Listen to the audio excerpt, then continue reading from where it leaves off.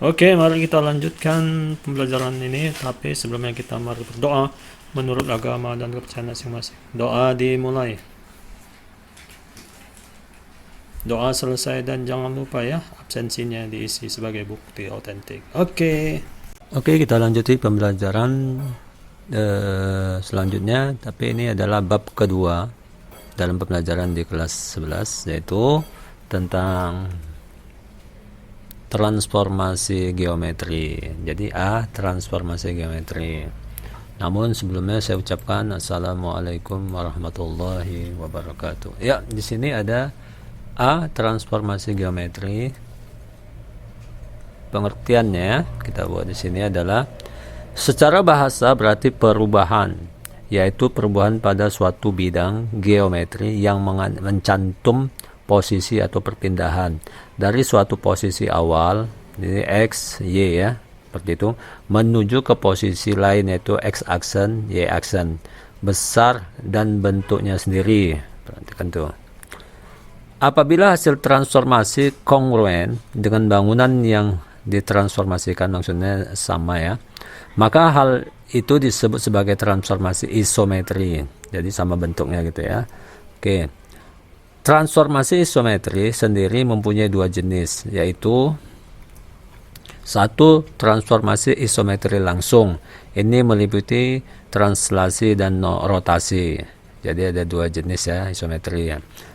Oke, yang kedua, transformasi isometri berhadapan. Ini adalah refleksi. Oke, di sini. Kemudian lanjut. Transformasi geometri terbagi menjadi 4 jenis, yaitu satu, translasi atau pergeseran. Nanti kita lihat bagaimana ya. Yang kedua, refleksi pencerminan. Biasa ini kita lihat. Ya. 3, rotasi ya, berputar ya, berarti seperti itu. Dan yang keempat, dilatasi atau perkalian. Jadi nanti ini makin besar gitu ya, makin kalau dia bentuk ruangnya makin bidang dia makin besar gitu ya. Jadi ini mungkin yang Bapak sampaikan untuk pengertian dari transformasi geometri. Oke, kita lanjut nanti ya. Oke, kita lanjut ke yang B-nya, jenis-jenis transformasi geometri. Perhatikan. 1, translasi atau pergeseran. Tadi poin pertama ya, kita membahas keterangan tadi. Ini 1 kita buat. Jadi keterangannya kita buat. Translasi adalah suatu transformasi yang memindahkan setiap titik dari suatu posisi ke posisi yang baru sepanjang ruas garis dan arah tertentu. Arah pemindahan translasi garis searah sumbu X dan garis searah sumbu Y. Simak itu nanti ya. Untuk lebih jelas tentang proses translasi bisa dilihat pada gambar di bawah ini. Jadi kita lihat gambarnya seperti ini. Ya, perhatikan X, berarti ini kita lihat ya. Ini ada perhatian, ini ada titik nih. Ini maksudnya nanti translasi ini ilustrasi kita buatnya, gambarnya, perhati. Nah, ini kita buatlah nih. Ini itu kita tambah seperti itu. Lihat, perhatikan ya. Kita anggap sini tambah A, sini tambah B gitu ya, supaya nanti bisa memahami di sini. Oke.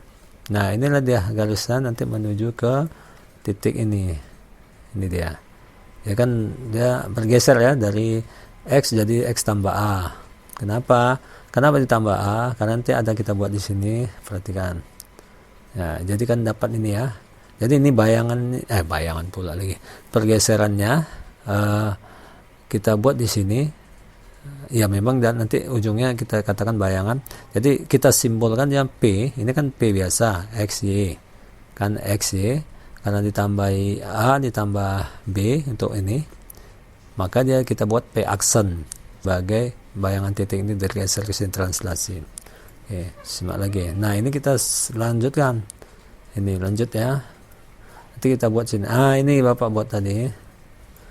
Nah, kenapa ini tambah A? Karena X tambah A ini kita misalkan ini jarak ke sini nih ya, tapi nanti sampai sini ya, nanti ada lagi tambahan ini X ditambah A, ini dia.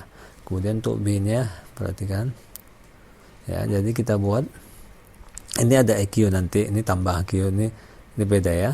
Perhatikan. Ya, di sini untuk Y ditambahkan B.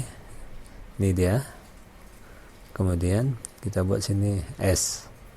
Itu membedakan ini. Jadi ini kalau kita buat nanti dapatnya di sini berarti X ditambah A ditambah Q. Kalau lanjut yang di atas, Y ditambah B ditambah S dari sini ya urutannya. Maka nanti dapat di titik ini geser ke sini, kan lurus tadi kan sepanjang ruas garis. Berarti ini dia. Nah, siapa itu? P aksen 2. Jadi ini kan P aksen 1, P aksen 2, berarti X tambah A ditambah Q.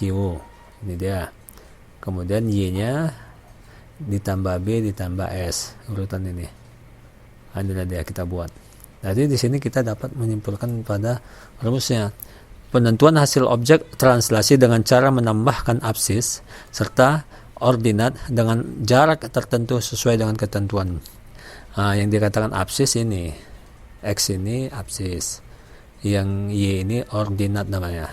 Jadi kalau berjumpa di sini koordinat antara absis dan ordinat. Oke, itu supaya keterangan aja. Nah, di sini dapatlah rumusnya P dalam kurung XY. Ini kan tadi awal. Kita tambahkan AB atau kita translasi namanya. Kita geserkan T AB, maka dapatlah ini P aksen dalam kurungnya X aksen Y aksen. Atau kita bilang X ditambah A atau Y ditambah B. Nanti anak-anak bisa nanti dari paham contohnya.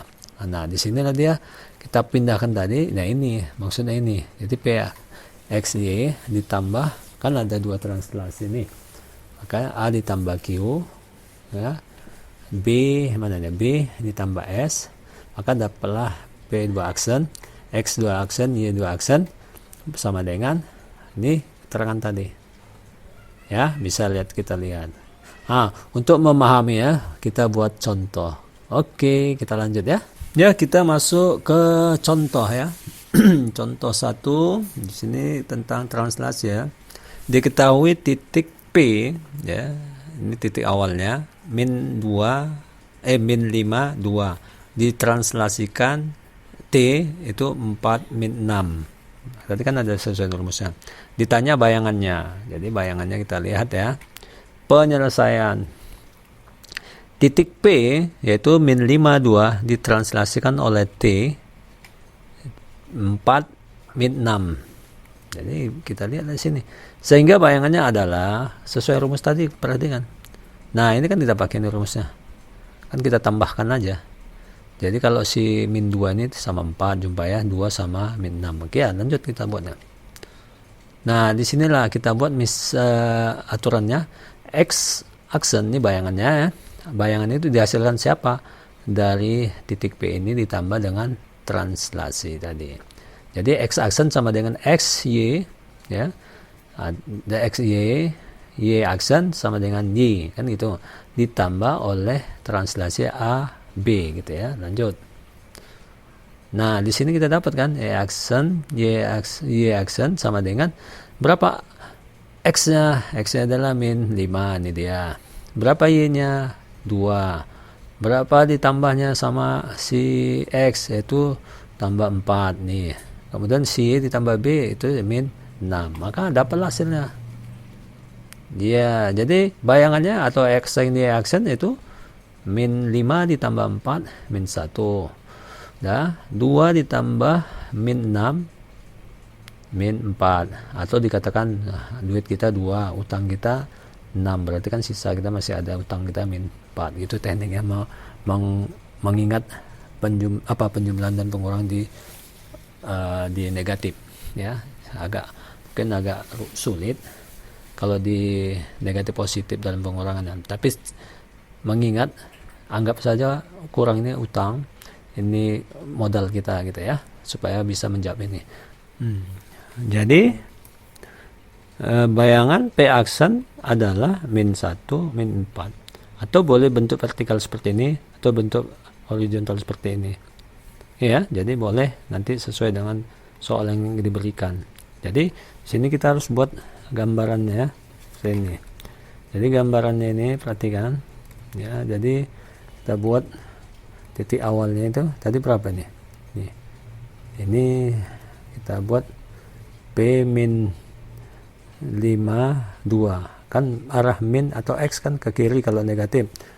Kemudian kalau Y ke atas itu positif min 2 min 5 2. Ini perhatikan ya. Ini posisinya. Nah, katanya ditranslasikan 4 dan min 6. Berarti 4 langkah ke kanan. Karena positif ya kan? Y ini ke kanan. Kita hitung. 1 2 3 4. Nah, posisi di 4 ini berarti 1 ya. Jadi 1 2 3 4 posisi ini. Kemudian min 6 ke bawah berarti Y kan? Negatif. Hitung mulai 1 ya. Ini 2. Kan ikut dari sini. Ini pertama tadi 1, ini 2. Perhatikan. Baru 3 ya. Lanjut 4 5 6. Ini posisi terakhirnya. Ini 1 2 3 4 5 6. 6 langkah ya. Geser ya. Berarti jadi ini garis pertama tadi kan dari 1 2 3. Ini jadi 1 2 3 4 ke bawah. Nah, titiknya di sinilah. Ini ya, ini dia. Jadi berapa? Di sini kata min 1 min 4. Pas kan posisinya kan? Ini min 1 si X, min 4 si Y. Jadi pas. Inilah pergeseran tadi ya, ditulis. Jadi min bayangannya P aksen sama dengan min 1 min 4. Ini maksudnya translasi tadi ya, atau digeserkan. Oke, sampai sini mungkin anak-anak sudah dapat memahami ini, dan ya, saya yakin anak-anak sudah paham ini. Oke, contoh 2. Contoh 2 kita perhatikan. Diketahui P aksen. Nah, di sini kita diketahui bayangannya ya, dibalik ya, bayangannya 3 min 13 adalah bayangan titik P oleh translasi T. Jadi akibat dari sini bayangan sudah dapat. Berarti kita mencari tempat awalnya ya, yang titik tadi ya, perhatikan. Jadi di sini ditanya koordinat titik P. Koordinat titik P tadi kan tadi Bapak bilang kan koordinat itu adalah pertemuan absis dan ordinat. Absis itu X, ordinat itu Y. Berarti koordinatnya titik P. Berarti dari bayangan ini awalnya ini ya. Perhatikan. Penyelesaian. Konsep translasi misalkan titik X, Y. Kan gitu ya. Ditranslasikan oleh T, A, B. Kan gitu. Tadi ini awalnya ya. Sehingga kalau dibayangkannya jadi ini. Rumus yang pertama tadi ya. Contoh pertama tadi. Karena diketahui P aksen 3 min 13 ditranslasikan oleh min 10 7 ini tadi. Sehingga diselesaikan dengan ya, kan dia sudah diketahui bayangannya di depan ya. Ya kita apa aja pindah-pindahkan aja ini awal tadi, rumus awal tadi ini. Jadi kita sudah diketahui ini kan. Ini dia kita letakkan. Jangan susah-susah berpikir. Ikut rumusnya, ikut langkah-langkahnya, anak-anak pasti paham. 3. Jadi kita letakkan yang udah ada 3 min 13. Yang ditanyakan tadi koordinat P-nya, titik awalnya ya. Ditranslasikan oleh min 10 7. Lanjut. Ya udah seperti ini. XY. Jadi ini kita pindahkan ke ruas kiri, yang ini pindah ruas ke kanan. Jadi yes.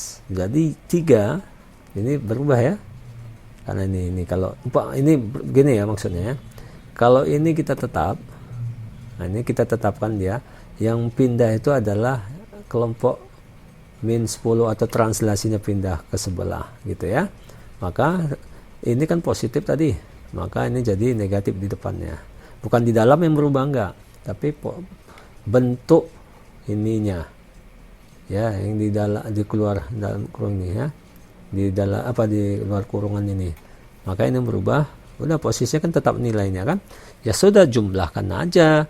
Nah di sini 3 dikurang min 10, karena min kali min kan positif, berarti 3 tambah 10 kan itu. Kemudian min 13 dikurang 7. Nah, itu Bapak bilang tadi kan, anggap aja utang 13, utang lagi 7 gitu ya. Utang 13, utang lagi 7. Jadi dapatnya berapa? Ya, ini X, Y berarti 13 dan min 20. Ini adalah hasilnya. Oke ya, jadi koordinat titik P adalah 13 min 20. Oke, ini kan balikan aja nih dari yang satu titiknya ke bayangan ke titik koordinat gitu ya. Oke, inilah mungkin yang Bapak sampaikan. Nah, untuk gambar nanti anak-anak saya yakin bisa menggambar posisi seperti yang tadi Bapak sampaikan. Nah, ini untuk contoh 1 dan contoh 2 balikannya. Nanti ada contoh ketiga tentang apalagi tentang mencari apa yang lain ya kan. Mencari bayangan sudah, mencari titik koordinatnya, dan bisa jadi mencari translasi. Oke. Ya, oke, kita masuk ke contoh 3. Contoh 3 apa ini? Ayo kita lihat. Diketahui T, berarti diketahui T-nya MN masih kosong ya, memetakan. Katanya memetakan siapa? Titik P, titik koordinat P ya, min 6, 7 ke titik P aksen, yaitu bayangannya min 13, 11. Nah, berarti yang dicari adalah translasinya. Jadi kita pindah-pindahkan gini aja ya. Ini bisa dicari, ini bisa dicari, ini bisa dicari. Oke. Ditanya translasinya gitu ya. Simak. Penyelesaian. Ya, translasi M ini tadi ya. T ya sebenarnya, tapi M-nya N ini dalam kurungnya ya. Nah, kan translasi ke depan kita buat gitu ya. Dari mana? Kan sistemnya bisa berubah. Bisa memindah-mindahkan jika ini ke sini, ini ke sini. Seperti penunjukan biasa. A ditambah B sama dengan C. Berapa B jika C-nya belum C-nya dan A-nya dicari. Seperti itu dipindah-pindahkan ya. Oke, jadi di sini MN-nya jadi pertanyaan kan gitu. Jadi berapa bayangannya. Jadi kan bayangan di depan ini min 13, 11. Kemudian titik P, titik awalnya min 6, 7. Berarti kan tinggal ngurangkan aja. Min 13 dikurang min 6. Nah, kan tadi Bapak bilang min kali min positif. Jadi min 13 ditambah 6, kan gitu bahasannya. Utang 3, bayar 6, berarti masih ada sisa uang kita. Kalau ini 11 kurang 7, udah jelas ya, jangan sempat nggak tahu 11 kurang 7, nggak tahu bahaya. Nah, inilah berarti berapa translasinya, udah di depan mata nih. Berapa? 3, 4. Oke, kita masuk ke apanya ya. Hasilnya translasi adalah T 3, 4. Boleh tadi horizontal, boleh ya, horizontal, boleh seperti ini. Kan tergantung soal nanti yang diminta untuk dijawab. Tapi Bapak yakin anak-anak paham. Oke, kita masuk ke gambarnya, perhatikan. Jadi di sini ya kita buat ya. Nah, jadi titik awalnya ini siapa? Titik awalnya berapa tadi katanya? Min 6. Jadi min 6 ke kiri, positifnya Y 7. Jadi titik kita buatnya seperti ini. Kemudian translasinya 3 kan sama 4, berarti kan gini bahasanya. Nah, bayangan kan kalau udah diketahui, kita tulislah mana tadi, min 3, 11. Ini kan kalau kita hitung dari sini 1, 2, 3, naik ke atas tuh 2, 3 dan seterusnya gitu ya. Nah, ini nggak Bapak buat di sini 11 apanya, hanya titik pertemuannya saja Bapak buat. Nah, inilah dia hasilnya. Jadi sekarang pertanyaannya translasinya mana gitu. Nah, kita buktikan 3, 4. Oke, kita lihat langkahnya. 1. Ini angka 1 ya. Dari sini ya ke kanan ini kan positif ya. Tuh. 2 ini kan.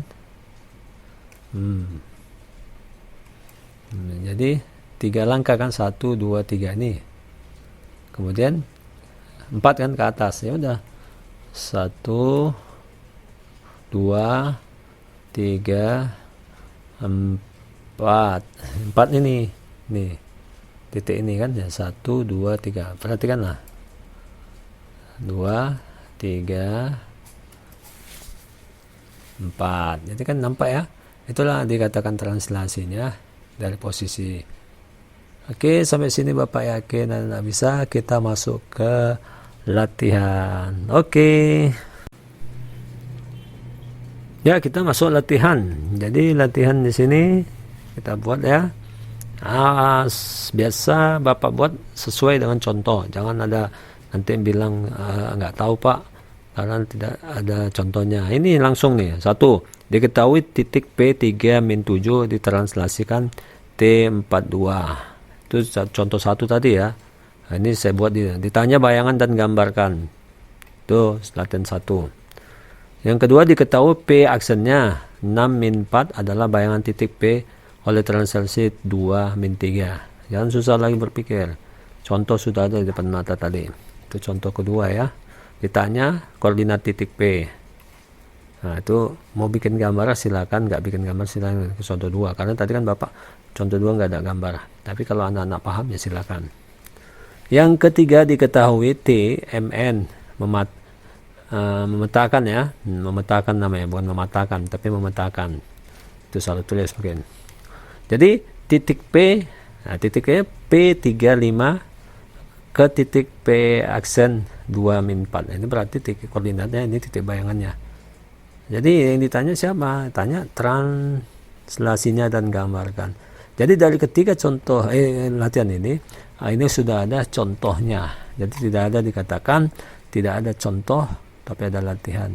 Ada contohnya yang sama persis, tidak ada beda, cuman angka-angkanya yang Bapak ganti. Oke, sampai sini Bapak yakin anak bisa. Dan akhir kata, Assalamualaikum warahmatullahi wabarakatuh.